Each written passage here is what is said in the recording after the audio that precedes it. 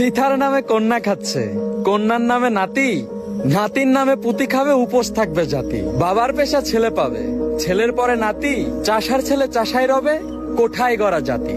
কোঠা পোতা নিপাত যাক, মেধাবীরা মুক্তি পাক। থিথার লাইকি মনের মতো একটা বয়সটা শুনেন।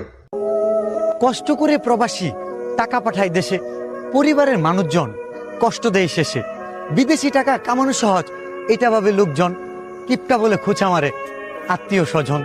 জীবন যৌবন উজাড় করে পড়ে থাকলো প্রবাসে, দেশে এসে বুঝে গেল স্বার্থের জন্যই ভালোবাসে। লাইকি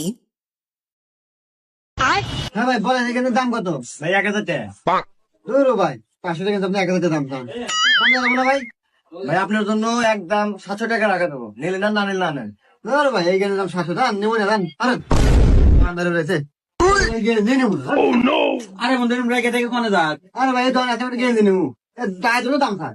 আরে বন্ধু এটা তো আমারই দোকান। হ্যাঁ তাই নাকি বন্ধু? সমস্যা নাই, আমি দিতে চাই। আমার দোকানের সাথে ফেরত যাবো ভাই। আরে শখ, আমার বন্ধু কোন গেঞ্জি দেখছে, গেঞ্জিটা বের কর। এই গেঞ্জি। আরে এই গেঞ্জি, এ বন্ধু এই গেঞ্জির দাম বেশি না, মানুষের কাছে 2000 টাকা নিলাম আমি, তুই 1500 টাকা দিস।